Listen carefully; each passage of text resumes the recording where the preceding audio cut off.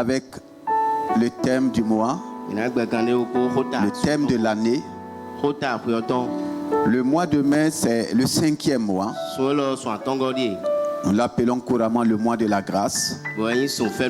Et Dieu fait surabonder sa grâce dans nos vies. Et le Seigneur a choisi ce mois pour nous révéler la puissance de la Sainte Seine, de l'onction d'huile dans notre domination quotidienne. Donc ce matin, nous allons avancer. Le dimanche passé, nous avons vu avec notre bien-aimé, le prédicateur laïque, Pacifique, qui est là parmi nous, que je vous demande d'acclamer. Faites ce qu'il vous dira. Alléluia. Le thème qu'il a développé, faites ceci en mémoire de moi. C'est vrai que dans la Bible, il y a faites ce qu'il vous dira. Mais le thème qui a été développé, c'est faites ceci en mémoire de moi. Et c'est là en relation avec la Sainte Seine. Nous allons voir ce matin la révélation de la puissance de la Sainte Seine. La révélation de la puissance de la Sainte Seine. Il y a une grande puissance dans la Sainte Seine. Et le Seigneur désire nous révéler, nous faire vivre, expérimenter la puissance de la Sainte Seine. Lui seul est capable de nous ouvrir les Écritures pour que nous puissions comprendre. Quand nous parlons de révélation, nous connaissons l'importance de la révélation. Le psaume 119, verset 130 dit: la révélation de ta parole m'éclaire. Elle donne l'intelligence aux simples. La révélation a pour but d'éclairer. Alléluia. Premièrement, la révélation éclaire.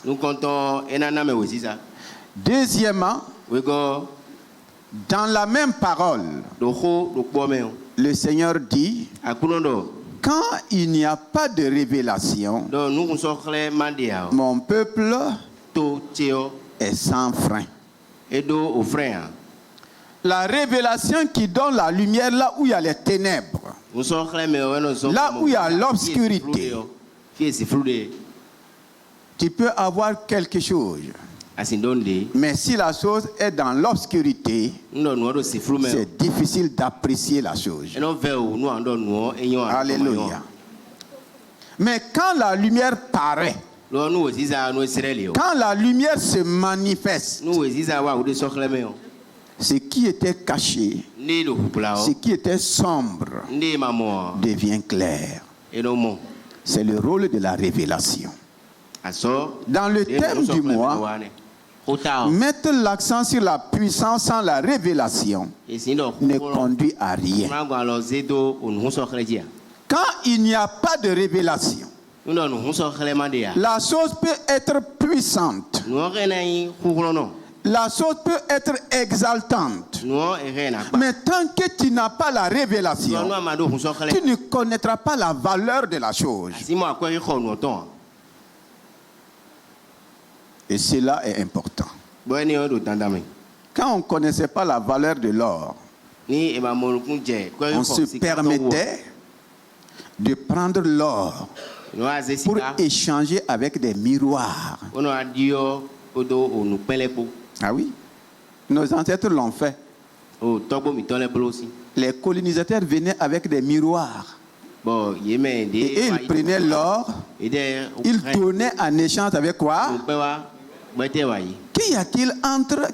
regardez la différence qu'il y a entre l'or et le simple miroir.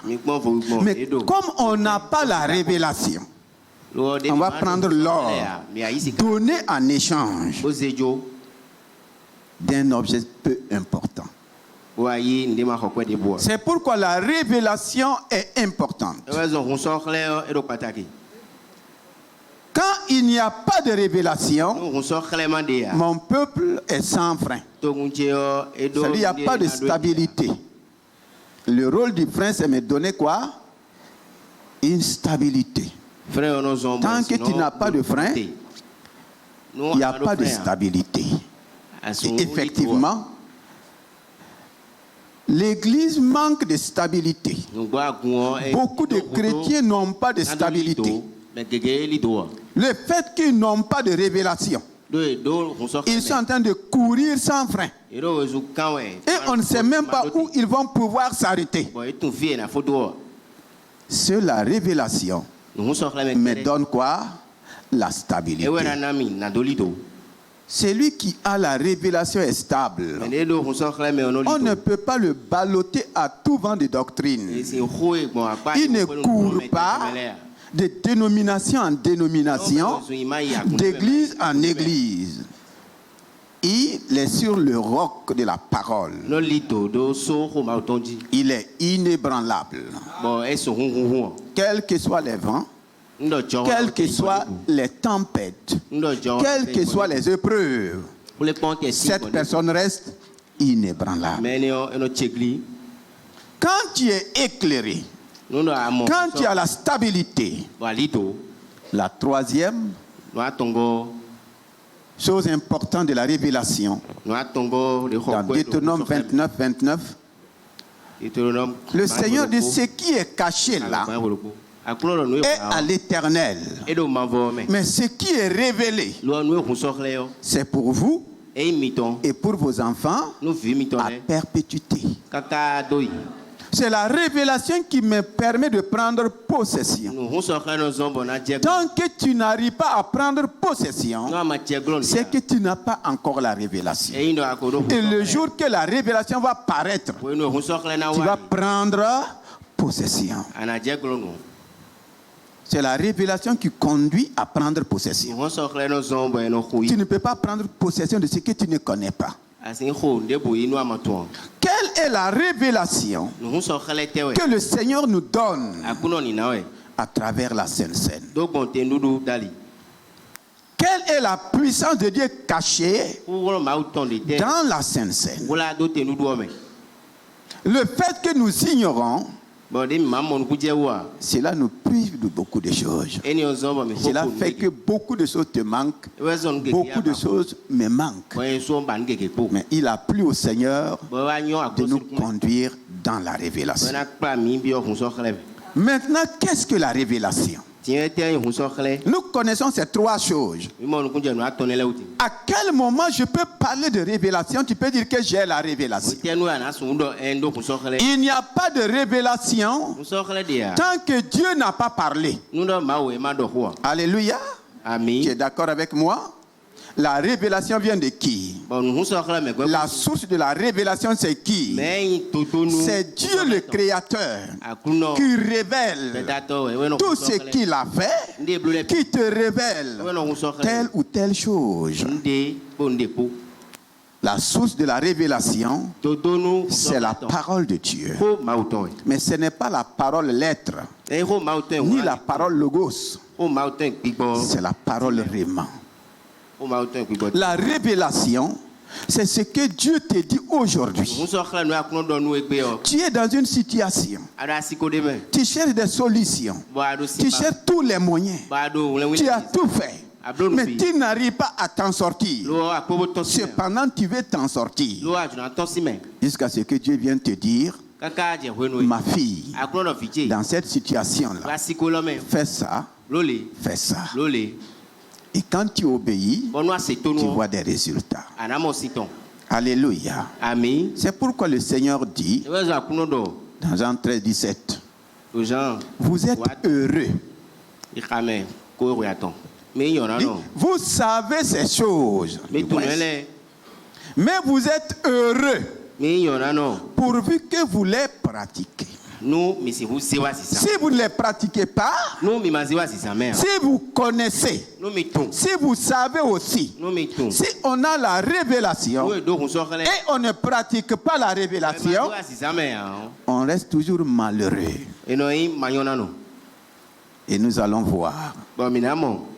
La révélation de la Sainte Seine a commencé quand? Avant même la venue de Jésus-Christ. Depuis le commencement, Dieu montrait l'ombre des choses à venir. Et cela s'est rendu réel avec Moïse. Dans Exode 12. Exode 12. Et le verset 3. Exode 12, le verset 3. Parlez à toute l'assemblée d'Israël et dites, le 10e jour de ce mois, on prendra un agneau pour chaque famille, un agneau pour chaque maison. Si la maison est trop peu nombreuse pour un agneau, on le prendra avec son plus proche voisin. Selon le nombre des personnes, vous compterez pour cet agneau d'après ce que chacun peut manger. Ce sera un agneau sans défaut, mâle, âgé d'1 an. Vous pourrez prendre un agneau ou un chevreau. Vous le garderez jusqu'au 4e jour de ce mois et toute l'assemblée d'Israël l'immolera entre les 2 soirs. On prendra de son sang et on en mettra sur les 2 poteaux et sur le linteau de la porte des maisons où on le mangera. Cette même nuit, on en mangera la chair rôtie au feu. On la mangera avec des pains sans levain et des herbes amères. Vous ne les mangerez point à demi, cuits et bouillis dans l'eau, mais il sera rôti au feu avec la tête, les jambes et l'intérieur. Vous n'en laisserez rien jusqu'au matin. Et s'il en reste quelque chose le matin, vous le brûlerez au feu. Quand vous le mangerez, vous aurez vos reins sains, vos souliers aux pieds et votre bâton à la main. Et vous le mangerez à la hâte. C'est la Pâque de l'Éternel. Cette nuit-là, amen. Cette nuit-là, continue. Cette nuit-là, je passerai dans le pays d'Égypte et je frapperai tous les premiers-nés du pays d'Égypte, depuis les hommes jusqu'aux animaux, et j'exercerai des jugements contre tous les dieux d'Égypte. Je suis l'Éternel. Le sang vous servira de signe sur les maisons où vous serez. Je verrai le sang et je passerai par-dessus, et il n'y aura point de plaie qui vous détruise quand je frapperai le pays d'Égypte. Vous conserverez le souvenir de ce jour et vous le célébrerez par une fête en l'honneur de l'Éternel. Vous le célébrerez comme une loi perpétuelle pour vos descendants. Alléluia. Amen. Amen. Voici la parole que l'Éternel a donnée à Moïse. Un peuple en esclavage depuis 400 ans. Et ils sont en train d'aller jusqu'au-delà de la promesse de Dieu. Dieu a dit 400 ans, mais ils vont aller jusqu'à 430 ans. Le peuple a déployé ses efforts pour être délivré de la main de Pharaon. Ils ont essayé. Moïse lui-même a essayé de délivrer ses frères. Mais c'était sans révélation. Dieu n'avait pas parlé. Et quand Dieu ne parle pas, quels que soient les efforts que tu peux déployer, que je peux déployer, ça se termine toujours dans l'échec. Mais voici que Dieu décide de délivrer son peuple. C'est toujours la révélation que Dieu donne qui délivre, qui libère. C'est pourquoi Jésus dit, vous connaîtrez la vérité et la vérité vous affranchira. C'est pour dire, vous aurez la révélation. Et cette révélation va faire quoi? Vous faire sortir de la situation. Dieu vient et dit à Moïse, après tant de miracles, le peuple était toujours sous l'esclavage d'Égypte. Il dit ce mois-ci, sera le premier de tous les mois. Et voici ce que vous allez faire. Écoutez très bien et que le Seigneur nous aide. Il dit, voici ce que tu vas dire à tous les enfants d'Israël.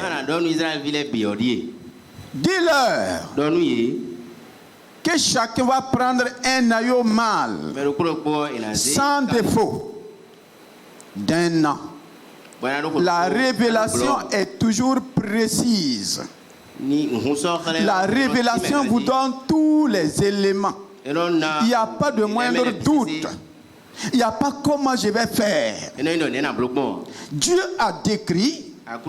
Il dit, parle aux enfants d'Israël. Vous allez prendre un agneau mâle d'un an et sans défaut. Et cela veut dire qu'il y avait déjà dans le camp des animaux. Chacun pouvait trouver un agneau mâle. Et Dieu dit, si vous n'avez pas d'agneau mâle, vous pouvez prendre un chevreau. Chaque famille, c'est pour chaque famille. Donc, chaque famille devait obéir à cette parole que Dieu a donnée. Il a aussi dit le moment où cela devrait être fait. Il a aussi montré comment cela devrait être mangé. C'est ça la révélation. On vous révèle tout, on vous montre tout, on vous décrit tout. Il dit on doit tout manger. Et rien ne doit rester. Si ça reste, vous devez brûler. Maintenant, en mangeant, vous devez manger cela à la hâte. Et vous devez avoir vos reins sains. C'est la Pâque de l'Éternel. Il dit maintenant, cette même nuit, je vais passer dans tout le pays d'Égypte. Je vais exercer mon jugement sur tous les dieux.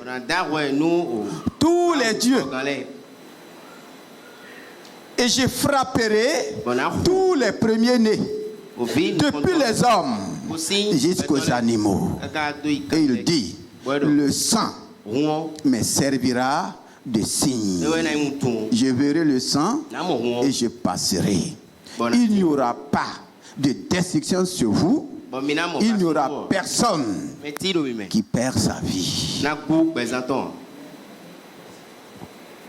Alléluia. Amen. Voici la révélation est donnée. Moïse a parlé au peuple. Chaque famille doit faire comme ce que Moïse a dit.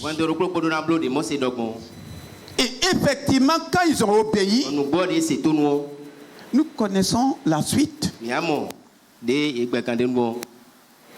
La nuit, l'ange de l'Éternel est passé.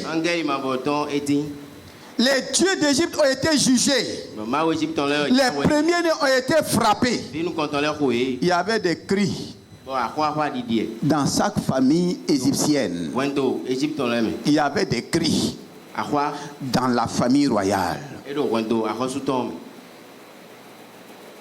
Mais c'est les Israélites, personne. La Bible dit même pas un chien. Qu'est-ce qui a sauvé les Israélites? Et qu'est-ce qui a fait que les Égyptiens ont été détruits? La différence c'est quoi? La révélation. J'ose dire, s'il y avait eu fuite de révélation, imaginez qu'un Israélite avait un ami égyptien. Et lui disait, mon ami, je vais te dire un secret. Mais garde ça toi seul. Dans ta maison là. Est-ce que tu as un agneau d'un an? La révélation est puissante. Si un ami, si quelqu'un avait un ami égyptien et lui dit, voici ce qui va se passer. Si tu as un agneau sur toi, prends-le. Cette nuit-là, il faut l'égorger. Mais le sang sur tes linteaux. Fais ça. S'il avait donné la révélation et que cette personne appliquait textuellement, je vous demande, est-ce que sa famille sera protégée ou bien sa famille ne serait pas protégée? À cause de quoi? À cause de la révélation. Donc Pharaon et ses familles ont péri. Les premiers ont péri du moins parce qu'ils n'ont pas eu quoi? La révélation.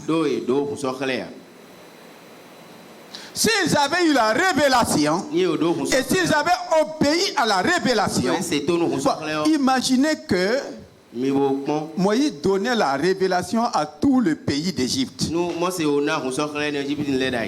L'ange de la mort allait planer en vain. Parce qu'il allait voir le sang partout. Et là où il y avait le sang, il ne pouvait rien faire. Une autre question. Même dans les familles des Égyptiens, s'il y avait une famille qui avait dit, Moïse, ah bon, tu veux nous amener encore dans le fétichisme? Tu veux nous amener dans de nouvelles pratiques? Depuis que nous sommes ici, là, tu as déjà vu ça où? Es-tu sûr que c'est Dieu qui t'a dit de faire ça? Si cette famille n'avait pas obéi, si cette famille dans le camp des Israélites n'avait pas obéi pour faire textuellement ce que Moïse a dit, dites-moi qu'est-ce qui allait se passer?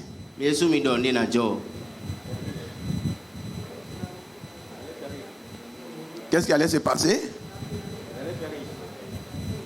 Son premier-né ou ses premiers-nés allaient faire quoi? Allaient périr. Que le Seigneur nous aide. Donc nous périssons manque de révélation. Pas seulement manque de révélation, parce qu'on peut avoir aussi la révélation et refuser de faire quoi? De pratiquer. Que tu aies la révélation et que tu ne pratiques pas, tu péris comme celui qui n'a pas la révélation. Et c'est le problème aujourd'hui. Ils n'ont pas la révélation, ils ont péri. Toi, tu as la révélation, tu ne pratiques pas, tu subis le même sort. Il ne suffit pas d'avoir la révélation, il faut faire quoi? Il faut pratiquer. C'est pourquoi le Seigneur dit dans Malachie 3, vous êtes frappés parce que vous n'observez pas mes ordonnances. Cela ne veut pas dire qu'ils n'ont pas reçu les ordonnances. Ils connaissent les ordonnances. Ils ont reçu les ordonnances. Mais ils refusent d'observer. Vous êtes frappés. Comme l'Égypte a été frappée. Ils n'ont même pas eu. Ils sont excusables. Ils n'ont pas eu la révélation. S'ils avaient eu, beaucoup n'allaient pas périr. Mais ils n'ont pas eu. Mais ils ont eu, mais ils refusent de faire quoi? D'observer, de pratiquer. Vous êtes frappés parce que vous n'observez pas. Beaucoup d'enfants de Dieu, ce n'est pas qu'ils n'ont pas la révélation, hein. Ils en ont. Mais ils refusent de faire quoi? De pratiquer. Ou bien ils négligent. Ou bien ils ne sont pas persévérants. Alléluia. Imaginez que quelqu'un dans le camp des Égyptiens disait, en tout cas moi je peux tuer l'agneau.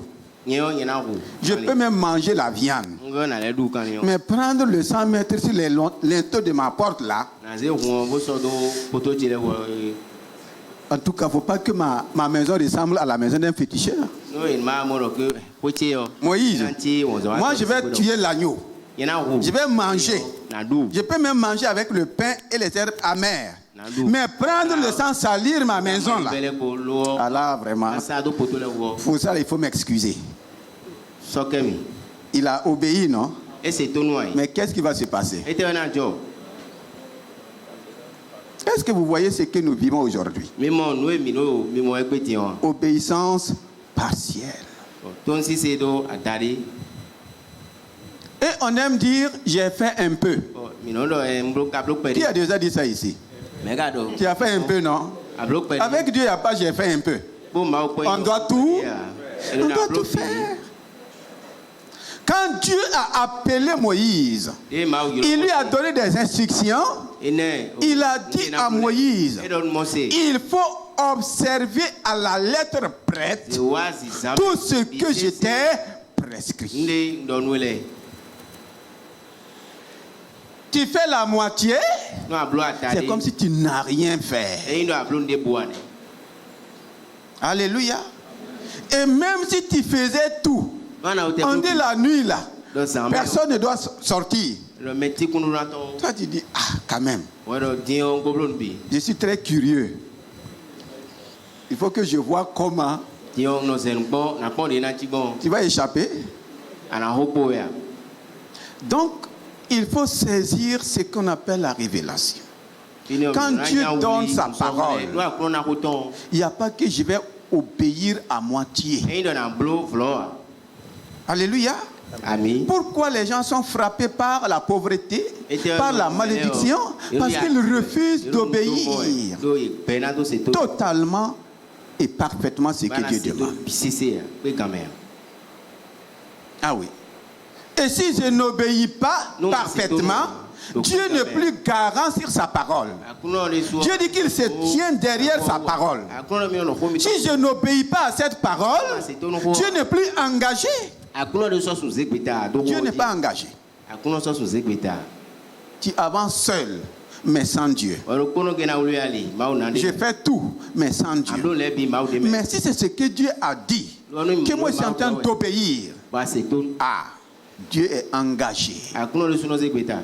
Dieu est et Dieu est tenu par sa parole. Alléluia. Amen. Voici ce que Israël a fait. Dieu les a dit textuellement ce qu'ils doivent faire. Ils ont obéi. Ils ont été libérés, délivrés. Ils sont sortis de l'esclavage. Ah oui. Et cela nous a été donné. Maintenant, quand Jésus-Christ lui-même va venir, lui aussi il va parler. Dans Jean 6, à partir du verset 23, comme d'autres barques étaient arrivées de Tibériade, près du lieu où ils avaient mangé le pain, après que le Seigneur eut rendu grâce, les gens de la foule ayant vu que ni Jésus ni ses disciples n'étaient là, montèrent eux-mêmes dans ces barques et allèrent à Capernaum à la recherche de Jésus. Et l'ayant trouvé au-delà de la mer, ils lui dirent, « Rabbi, quand es-tu venu ici ?» Jésus leur répondit, « En vérité, je vous le dis, vous me cherchez non parce que vous avez vu des miracles, mais parce que vous avez mangé des pains et que vous avez été rassasiés. Travaillez non pour la nourriture qui périt, mais pour celle qui subsiste pour la vie éternelle et que le Fils de l'homme vous donnera. Car c'est lui que le Père, que Dieu a marqué, car c'est lui que le Père, que Dieu a marqué de son sceau. » Alléluia. Amen. Amen. Nous allons voir les 3 dimensions de la Sainte Seine.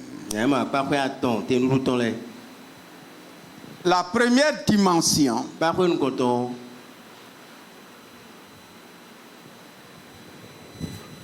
c'est le pain vivant. Avant de voir le pain vivant, le Seigneur lui-même va se permettre de prendre le pain naturel, de le multiplier et la foule à manger. Et quand la foule a mangé ce pain, du pain qu'ils n'ont jamais mangé, comment on peut prendre 5 pains et 2 poissons, multipliés pour nourrir plus de 4000 personnes? Et depuis que la foule a mangé ce pain, elle n'a cessé de chercher là où Jésus se trouvait. Et c'est ce que la Bible nous révèle. Et quand ils l'ont trouvé, ils ont dit: Rabbi, Seigneur, tu es venu ici quand? Nous te cherchons partout. Et Jésus connaissait ce qui était dans leur cœur. Et il va leur dire: vous me cherchez, non pas pour des miracles, mais c'est pourquoi? C'est pour les pains que j'ai multipliés et que vous avez mangé. Cela n'a rien à voir avec la Sainte Seine. Il a multiplié le pain et les poissons, ils ont mangé. À cause de cela, ils cherchaient le Seigneur partout. Cela est un moyen pour les attirer au Seigneur. Et le Seigneur va les révéler ce qui était dans leur cœur. Vous me cherchez à cause des pains que vous avez mangés. Mais il leur dit: travaillez non pour la nourriture qui périt. Cherchez-moi non pour les choses périssables, mais pour les choses qui sont pour la vie éternelle. Demande à ton voisin: tu cherches le Seigneur pourquoi? Ne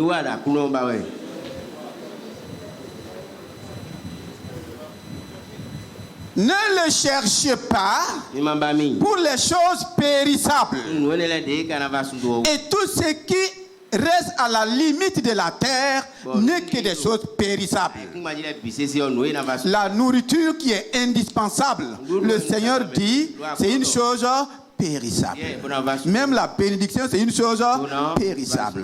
Le mariage, c'est une chose périssable. L'enfantement, c'est une chose périssable. Tout ce que nous cherchons là, qui ont pour limite la terre, c'est des choses périssables. Les choses périssables, c'est des choses qui ont une durée de vie limitée. Une durée de vie limitée. C'est pourquoi vous avez des dates de péremption.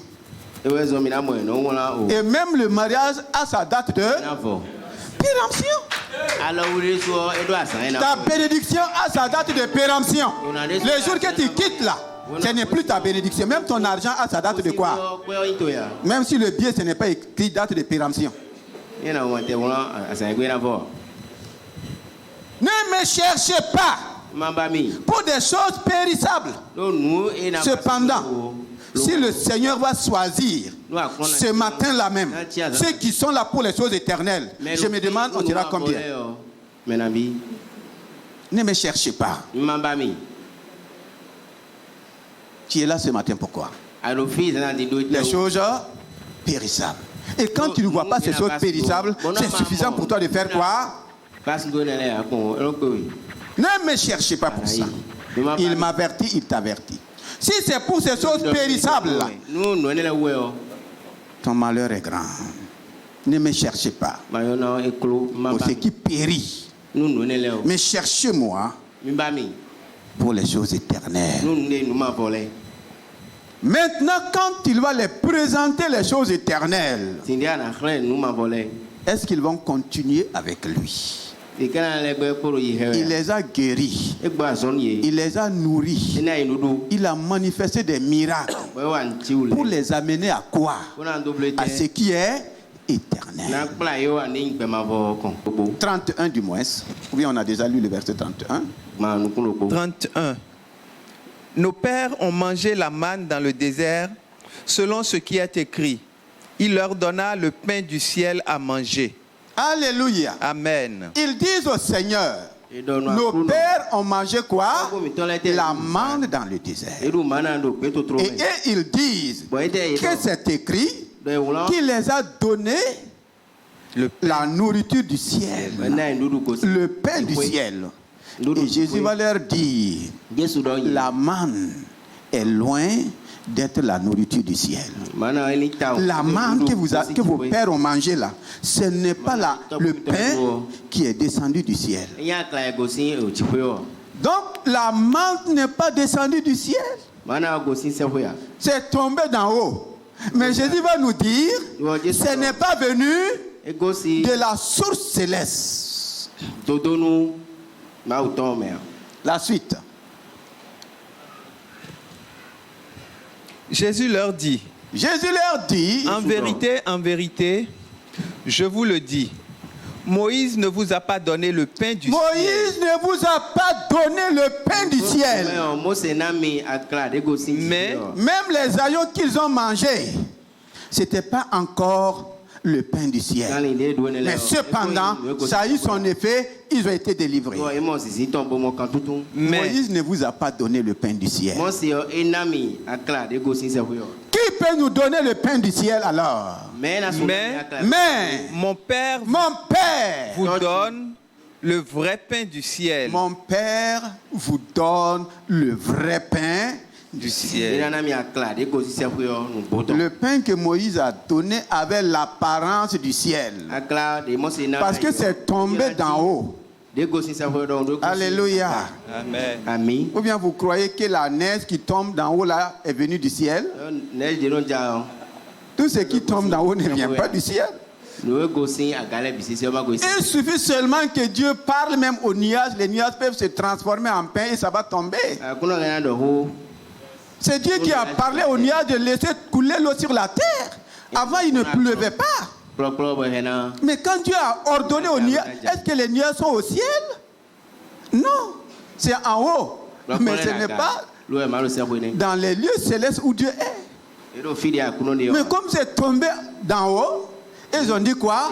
Moïse nous a donné le pain. Jésus dit non. C'est le Père qui va vous donner quoi? Le vrai pain du ciel. Demande à quelqu'un, est-ce que tu veux manger le vrai pain du ciel? Est-ce qu'on peut continuer? Car le pain de Dieu, c'est celui qui descend du ciel et qui donne la vie au monde. C'est celui qui descend du ciel et qui donne la vie au monde. Ce pain ne rassasie pas seulement. Ce pain n'enlève pas seulement la famine de ton estomac. Ça ne résout pas seulement le problème de l'estomac. Mais ce pain a pour but de donner quoi? La vie. La vie. À qui? Au monde entier. Le pain qu'il avait multiplié, c'était pour 4000 et quelques personnes. Mais il va leur révéler le véritable pain. Il dit le vrai pain que le Père donne. C'est celui qui est descendu du ciel et qui donne la vie au monde. Ce pain n'enlève pas seulement la faim. Ce pain ne résout pas seulement la famine. Ça va aller jusqu'à donner la vie. Et quand on parle de donner la vie, c'est là où il y a besoin de vie. Et vous allez voir ça même dans la Bible. C'est un pain qui est capable de nourrir ton esprit, de nourrir ton âme et de nourrir ton corps. C'est un pain qui prend soin depuis ton esprit, ton âme et ton corps. C'est ça le pain qui est descendu du ciel. C'est que Moïse a... Ça a simplement donné la solution à leur famine. Mais ça n'a pas donné la solution à leur âme. Ça n'a pas donné la solution à leur esprit.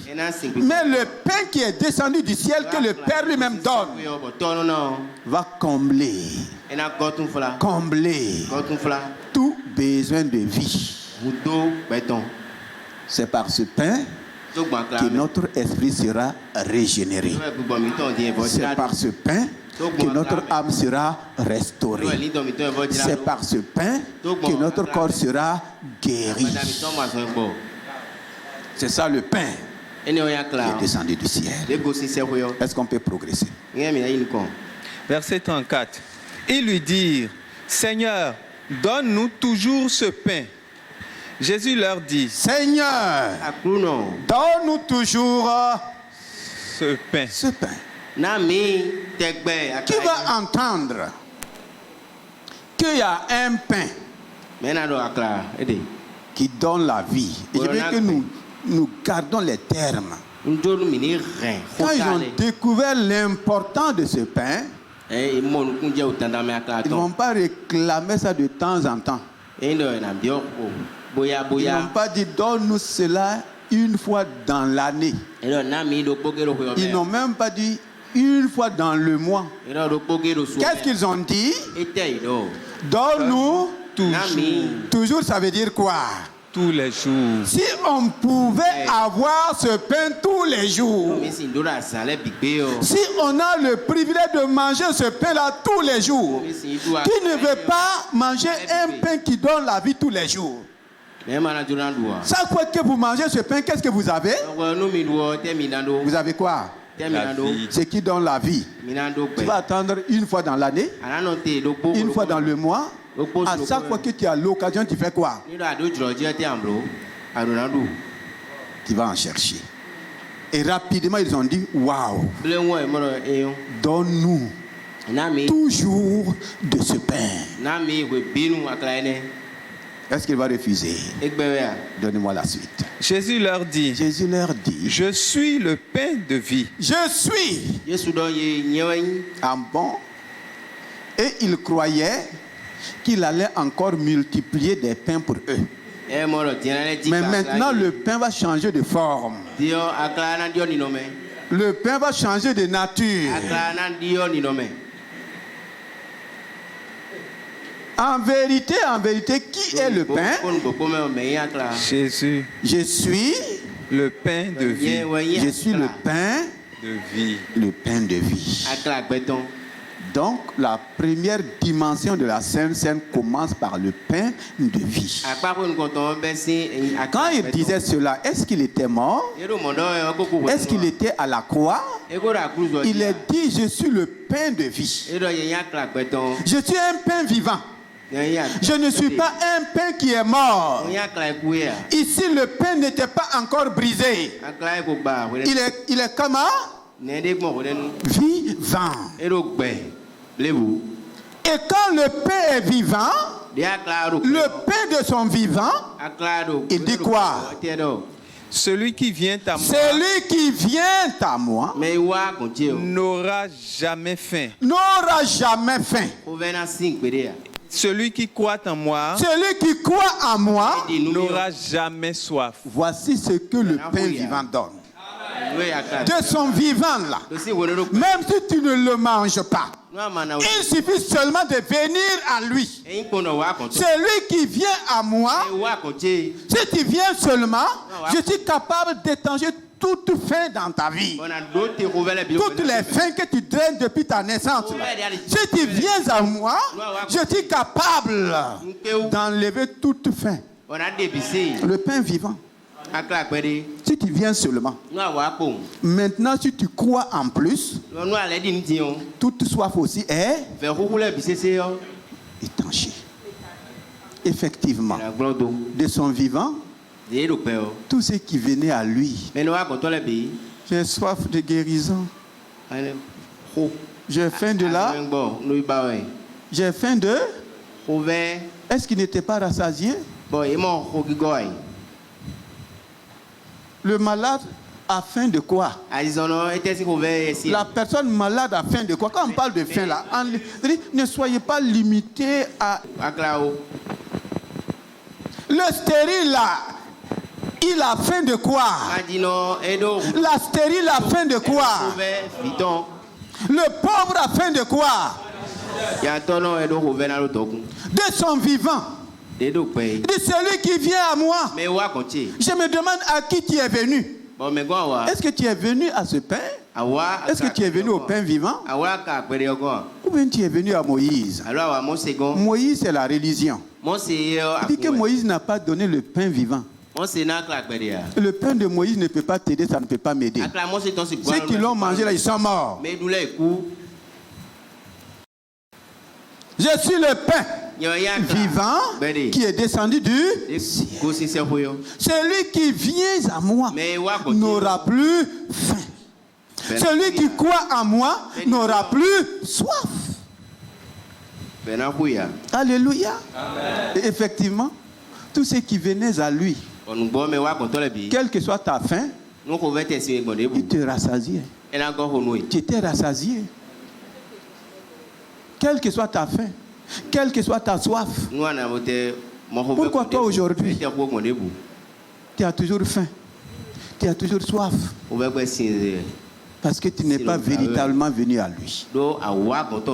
Ça, c'est le premier niveau. Parce que ici, le pain n'était pas brisé.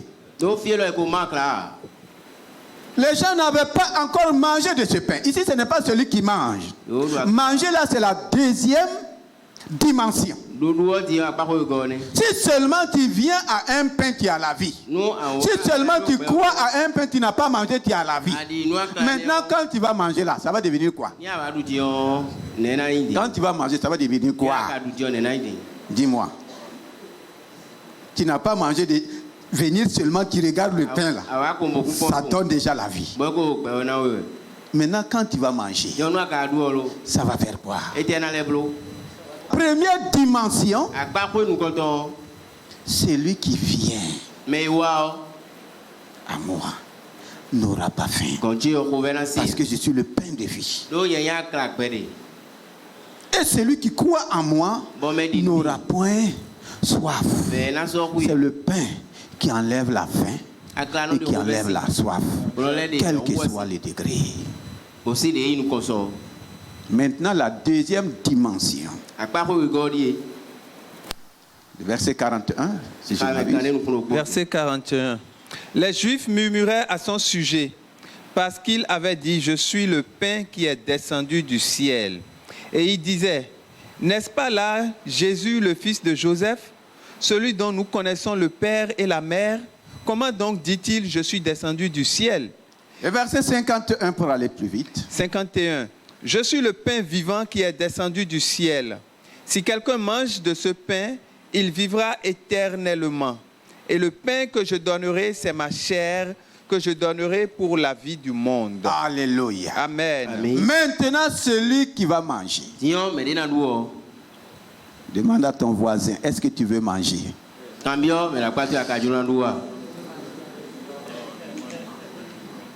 Tu viens seulement, tu as la vie. Tu crois, tu as la vie. Maintenant, quand tu vas manger là, qu'est-ce que tu auras? Il dit maintenant, la vie, cela veut dire quoi?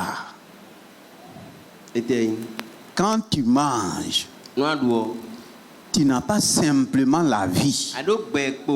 Toi aussi, tu deviens une source de... Tu deviens une source de vie.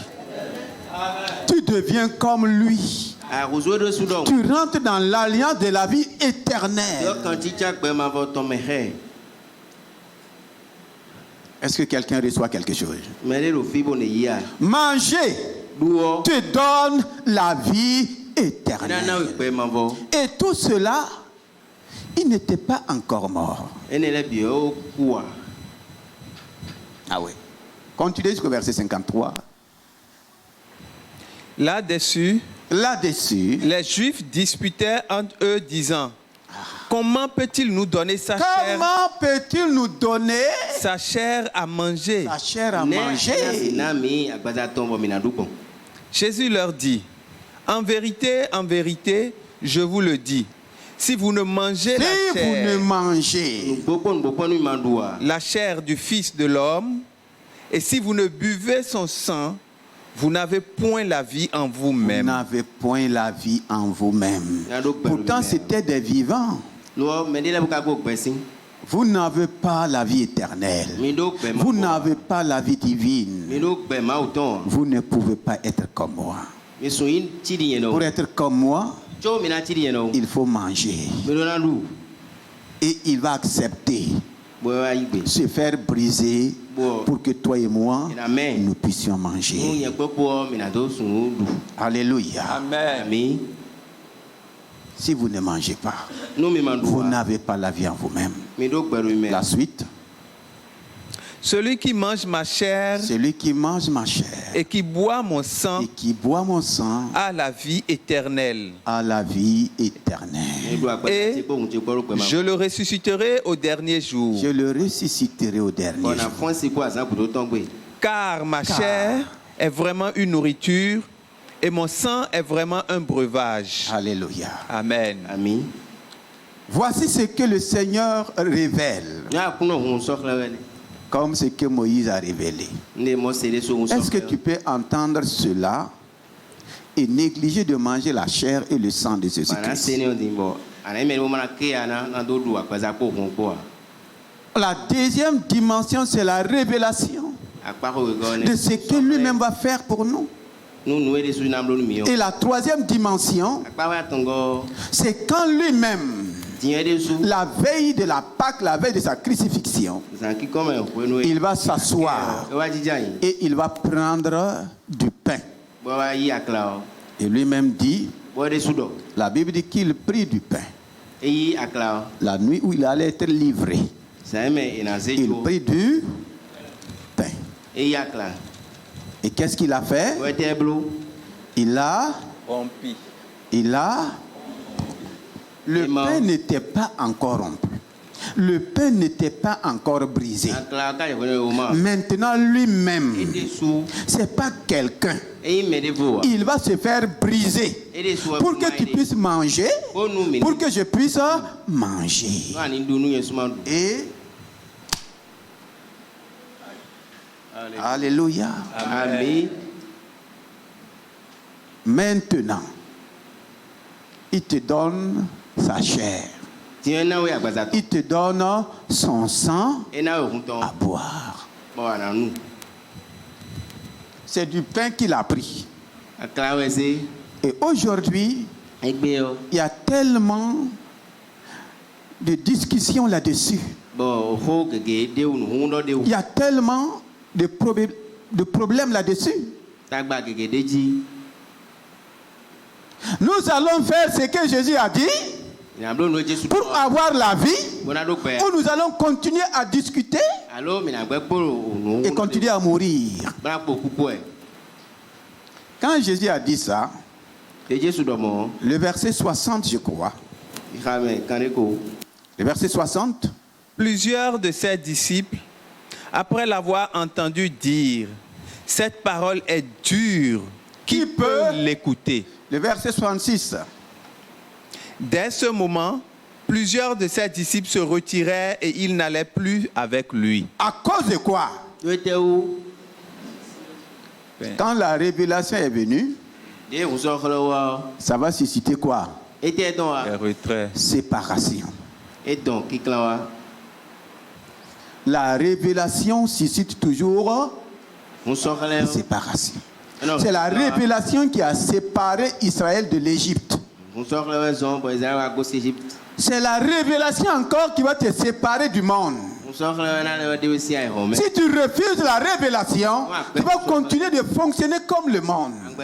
Et ils ont préféré retourner dans le monde.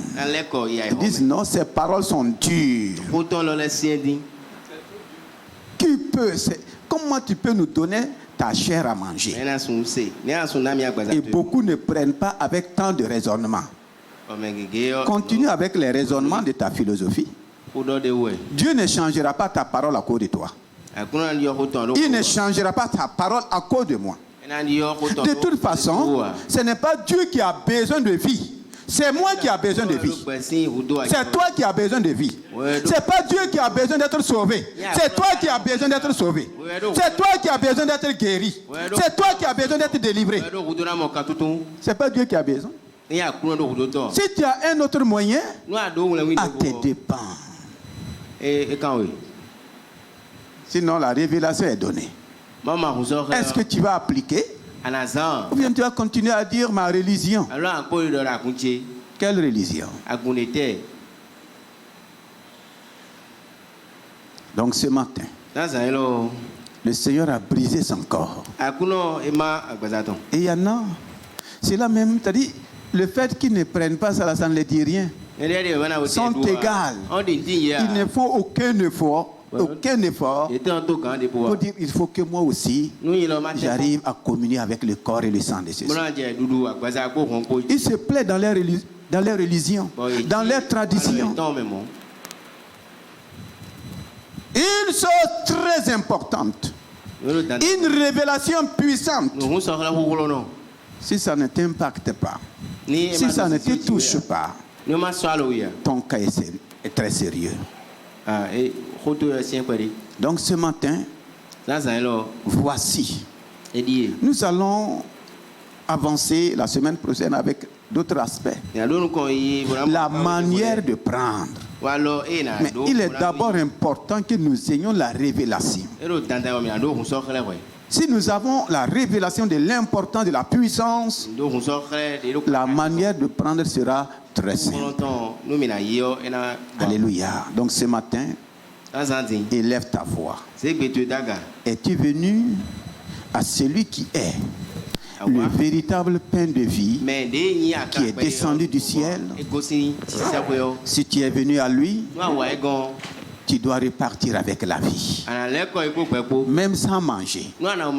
Même si tu n'es pas encore en règle pour manger. Le fait même de venir à l'huile.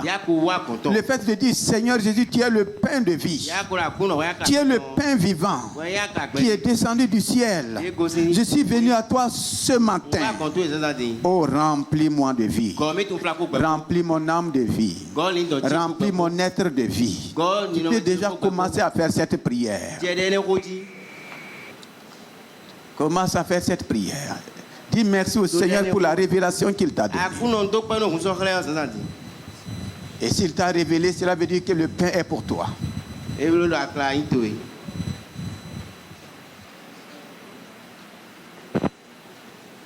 Seigneur nous a parlé. Et à chacun de nous de lui adresser.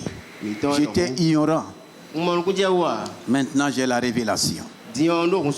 Israël était ignorant. Quand la révélation est arrivée, ils ont saisi. Ils sont sortis de l'esclavage. Ils sont sortis de la souffrance. Ils sont sortis des douleurs, des cris. Ce matin, tu es là. Dis Seigneur Jésus, je suis venu à toi. Le pain vivant. Le pain qui donne vie à mon esprit. Qui régénère mon esprit. Le pain qui donne vie à mon âme. Qui libère mon âme. Oh, de toute forme d'esclavage. Le pain qui donne vie à mon corps. Oui, Seigneur, de par ta présence, tu restaures totalement mon corps. Je demande aux membres de la Sainte Seine de venir. Pendant que toi, tu continues de parler au Seigneur. Pendant que tu continues de parler au Seigneur. Pendant que tu continues de te préparer. Pendant que tu continues de te disposer.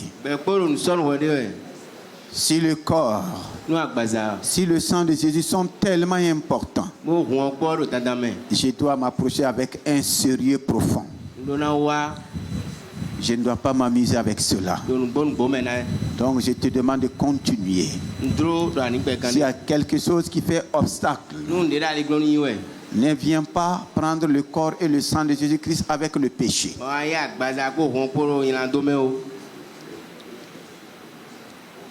Commence à te repentir devant le Seigneur. J'ai tellement murmuré. J'étais négligent. Mais ce matin, oh Seigneur, merci pour ta grâce. Seigneur, merci pour ta grâce. Sois béni pour la révélation que tu me donnes par rapport à la Sainte Seine, ton corps et ton sang. Oh, je rentre dans la révélation Et la révélation me donne le discernement de ton corps. Ce n'est pas un simple pain, mais c'est le pain qui est descendu du ciel pour nous. Tu as dit, ceci est mon corps. Tu l'as brisé pour moi. Tu l'as brisé pour ton peuple. Nous te sommes infiniment reconnaissants. Continue de prier. Immense mon corps vivra toujours, qui boit mon sang vivra toujours. Oh, oh Jésus, c'est toi qui as dit, immense mon corps vivra toujours, qui boit mon sang vivra toujours, qui mange mon corps vivra toujours, qui boit mon sang vivra toujours. Oh, oh Jésus, c'est toi qui as dit, qui mange mon corps vivra toujours, qui boit mon sang vivra toujours. Alléluia. Amen. L'Éternel parla à Moïse et dit, parle aux enfants d'Israël.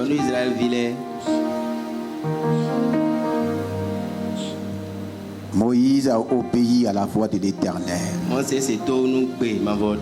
Les enfants d'Israël ont obéi à la parole que Moïse les a transmise. Et ils ont vécu et ils ont pu vivre leur délivrance. Ils ont vu la manifestation de la puissance de cette parole. Aujourd'hui, c'est Jésus-Christ lui-même qui nous a parlé. Il a dit, c'est lui qui mange ma chair et qui boit mon sang à la vie éternelle. Et je le ressusciterai. Car ma chair est vraiment une nourriture et mon sang est vraiment un breuvage. Père, ce matin, nous faisons cela comme tu nous l'as dit, en obéissance à ta parole. Tu as brisé le corps de ton fils pour nous. Tu as versé son sang pour nous, pour que nous ayons la vie qui vient du ciel, la vie éternelle. Ô Père, ce matin, quiconque mange ton corps, boit le sang de ton fils Jésus-Christ, reçoit la vie dans son esprit, dans son âme et dans son corps. Quiconque n'est pas habilité de manger ta chair et de boire ton sang, et qui est venu ici ce matin parce qu'il croit en toi, qu'il reçoit la vie dans son âme, dans son corps et dans son esprit, au nom puissant de Jésus-Christ. Amen.